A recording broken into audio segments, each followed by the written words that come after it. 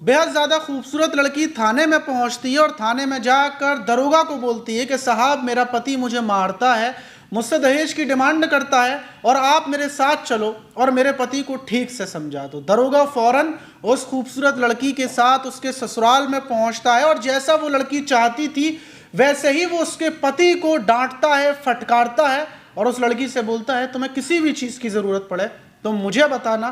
फिर क्या था, लड़की को लगता है कि उसका कोई हिमाती है और जो दरोगा था, दरोगा अंकित यादव, उसी के साथ उस लड़की के प्रेम संबंध चल जाते हैं। दोनों की प्रेम कहानी चलने लगती है। दूसरी तरफ जो पति था, पति के ऊपर दहेज का मुकदमा दर्ज हो जाता है, देवर के ऊपर रेप का केस लग जाता है, ससुराल वाले जेल में जाने के लिए तैयार हो जाते हैं और जो लड़की थी वो अपने प्रेमी दरोगा के साथ मिलकर ऐश कर रही थी। लेकिन फिर एक दिन ऐसा आता है कि जो प्रेमी दरोगा था वही उस लड़की को दर्दनाक तरीके से मौत के घाट उतारता है।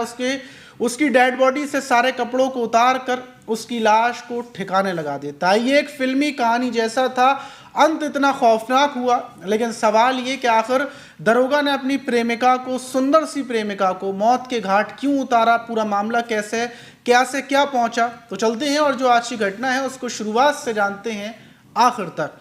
तो दोस्तों, मेरा नाम माज है, उम्मीद है कि आप सब अच्छे होंगे, सुरक्षित होंगे। और जो आज की घटना है वो उत्तर प्रदेश के हमीरपुर ज़िले की और वहाँ का एक कबरई थाना है और उसी थाने के अंतर्गत एक महोदा राद रोड रमन गांव है। और वहीं रोड के किनारे 13 नवंबर की सुबह सुबह जब लोग गुजर रहे होते हैं तो उनकी नज़र पड़ती है कि कुत्तों का झुंड एक महिला की डेड बॉडी को नोच रहा है, खा रहा है। तो फौरन लोग पुलिस को फ़ोन करते हैं। कबरई थाने की पुलिस वहां पर पहुंचती है, कुत्तों को भगाकर डेड बॉडी को उठाया जाता है। डेड बॉडी पर एक भी कपड़ा नहीं था और देखकर लग रहा था कि शायद हो सकता है लड़की के साथ रेप किया गया हो, फिर उसकी डेड बॉडी यहाँ पर फेंकी गई हो। जो लड़की थी उसकी जो पैर में उंगलियाँ थी उसमें बिछियाँ पड़ी हुई थी, मांग में सिंदूर था, तो साफ था कि कोई शादीशुदा लड़की है। फ़ौरन डेड बॉडी उठाकर उसको पोस्टमार्टम के लिए भेज दिया जाता है। लड़की के फ़ोटो को आसपास इलाके में भेजा जाता है और उसी बीच जो कबरई थाना है वहाँ पर कुछ परिवार के लोग भी आए हुए थे। परिवार के लोग बता रहे थे कि 12 नवंबर को उनकी बेटी, जिसका नाम किरण सिंह देवी है, वो घर से निकली थी और उसके बाद वो लौट कर नहीं आई। फ़ौरन पुलिस को ये बात पता चली थी। पुलिस ने उन परिवार के लोगों को बुलाया और फ़ोटो दिखाया कि आज 13 नवंबर की सुबह ये डेड बॉडी पड़ी मिली है। परिवार में कोहराम मच जाता है और वो बोलते हैं ये तो हमारी किरण है जो कल 12 नवंबर को लगभग 10 से 11 बजे के टाइम पर निकली थी। अब जब ये निकली थी तो किसने इसकी हत्या कर दी, किसने इसके साथ इस घटना को अंजाम दे दिया। परिवार के लोग फ़ौरन इल्ज़ाम लगाते हैं कि जो हमारा दामाद है, जो सीआरपीएफ का जवान है विनोद, उसके ऊपर इसने दहेज का केस किया था, हो सकता है उसी ने किरण की हत्या की है। जब पुलिस को इतना पता चलता है तो पुलिस सबसे पहले किरण की लास्ट कॉल डिटेल्स निकालती है कि आखिर लास्ट में कॉल किसको की थी किरण ने और किसके साथ थी किरण। जब उसकी कॉल डिटेल्स निकाली जाती है तो पता चलता है कि किरण ने लास्ट टाइम जो कॉल की थी वो दरोगा अंकित यादव को की थी, जो कबरई थाने में ही तैनात है। फ़ौरन पुलिस निकलती है, पता करती है कि दरोगा अंकित यादव कहाँ पर है, तो पता चलता है कि वो अपने रूम पर है और पुलिस की एक टीम निकलकर अंकित यादव को गिरफ्तार कर लेती है। अब जाहिर सी बात है कि लास्ट टाइम किरण अंकित यादव के साथ थी तो वही बताएगा कि आखिर क्या हुआ। अब जब अंकित यादव से सख्ती से पूछताछ की जाती है, उसकी लोकेशन वगैरह निकाली जाती है, तो पता यही चलता है कि वो किरण के साथ था 12 नवंबर को।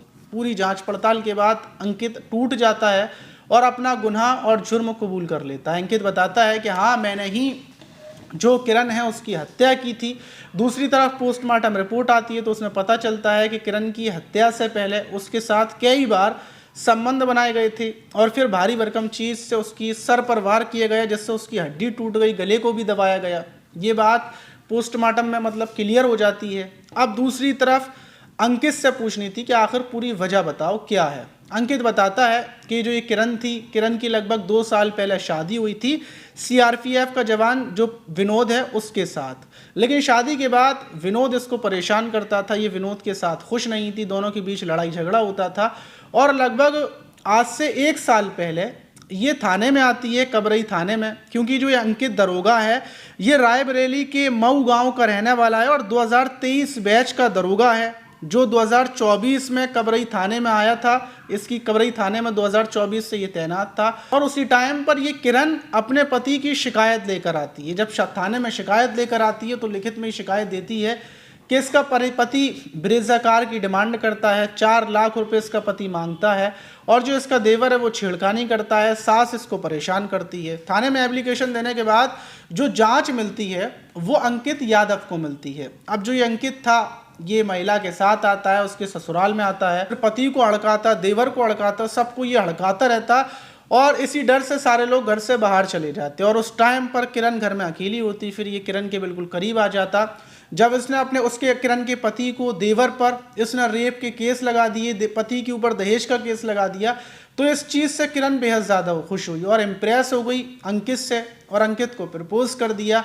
और उसी टाइम पर दोनों की प्रेम कहानी शुरू हो जाती है। बताता है ये अंकित कि प्रेम कहानी चलती रहती है, मुझे बड़ा अच्छा लगता था, हम लोग कार से घूमते थे, होटल्स वगैरह में जाते थे और जो भी मेरी तमन्नाएं थी उनको किरण पूरा करती थी। और अब आकर किरण जैसा चाहती थी वो सब हो रहा था। मैं किरण को पैसे भी देता था, किरण की ज़िंदगी बड़ी अच्छी चल रही थी। लेकिन अब आकर किरण ये चाहती थी कि मैं उससे शादी कर लूँ और वो शादी का मेरे ऊपर दबाव बनाने लगी थी। मुझसे बोलने लगी थी मैं अपने परिवार को, दुनिया में सबको छोड़ दूंगी, मैं तुमसे सच्ची मोहब्बत करने लगी हूँ, तुम मुझसे शादी कर लो। लेकिन ये अंकित दरोगा सिर्फ टाइम पास कर रहा था। इसको नहीं पता था, इसको ये पता था कि किरण शादीशुदा है, उसके साथ जितना टाइम पास करना चाहो कर लो, कोई दिक्कत नहीं है। वो उससे प्यार तो करेगी नहीं, वो उसके पास तो आएगी नहीं। लेकिन अंकित दरोगा ने किरण को इम्प्रेस करने के लिए उसका परिवार जोड़ने के बजाय पूरे तरीके से तोड़ दिया। उसने जो जांच की थी उसमें यही बताया कि उसका पति दहेज की डिमांड करता है, देवर छेड़खानी करता है और इसलिए पति और जो देवर था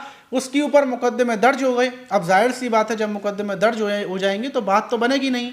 तो इसलिए किरण का अपने पति से पूरे तरीके से मामला ख़त्म हो गया था। ससुराल वाले परेशान थे, तारीख पर जा रहे थे और ये जो अंकित दरोगा था ये किरण के साथ था। 12 नवंबर को दोनों निकलते हैं क्योंकि 12 नवंबर को किरण की तारीख थी, तो 12 नवंबर को ये अंकित दरोगा के साथ उसकी कार में ही कोर्ट में पहुंचती है। वहाँ पर ये अपनी तारीख करती है, उसके बाद लौट कर आती है। दोनों कार में थी और जो मदोहा का रोड है वहाँ पर अंकित दरोगा इससे बातचीत कर रहा था और ये कुछ अंदर की शक्तिवर्धक जो दवाएं होती हैं वो खा लेता है। क्योंकि ये दरोगा था तो इसको सुनसान रास्ते पता थे और वहीं पर मदोहा रोड के पास एक सुनसान जगह पर ये अपनी कार को लगा देता है और फिर वहाँ पर कार के अंदर ही ये किरण के साथ संबंध बनाता है। क्योंकि इसने पावर की गोली खाई थी तो कई बार संबंध बनाता है और फिर संबंध बनाने के बीच फिर से किरण इसको बोलती है कि देखो मैं तुमसे शादी करना चाहती हूँ और ये अंकित फिर से इसको समझाता है कि हम लोगों की शादी नहीं हो सकती।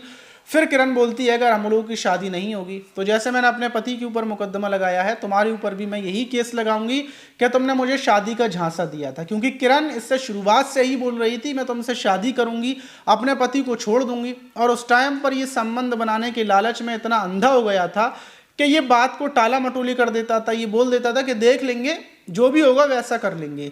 और अब आकर किरण सच्ची मोहब्बत करने लगी थी। किरण ऐसी मोहब्बत कर रही थी कि वो सब कुछ छोड़ देती और इस चीज़ से ये बहुत ज़्यादा घबरा गया था। इसने सोचा कि अब ये मतलब बोल रही है मेरे ऊपर केस लगा देगी, इससे तो मेरी पूरी ड्यूटी चली जाएगी, मैं जेल में चले जाऊंगा, मेरा नाम खराब हो जाएगा।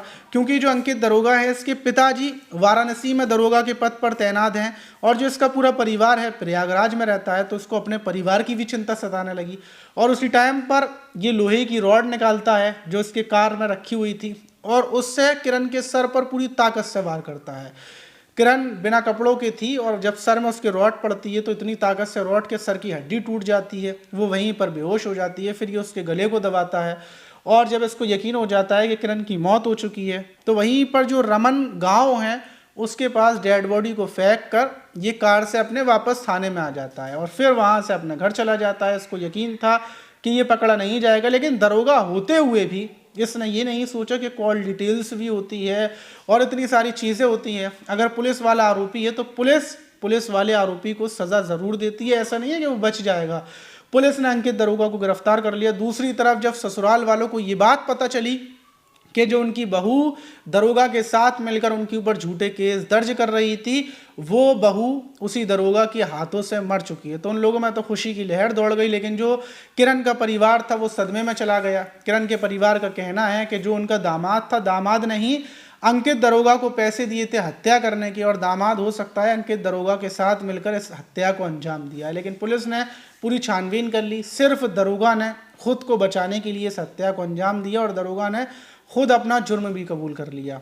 आप इस घटना पर क्या बोलना चाहेंगे कमेंट बॉक्स में ज़रूर बताइएगा। मिलते हैं किसी और वीडियो में, जब तक के लिए अपना ख्याल रखें, सुरक्षित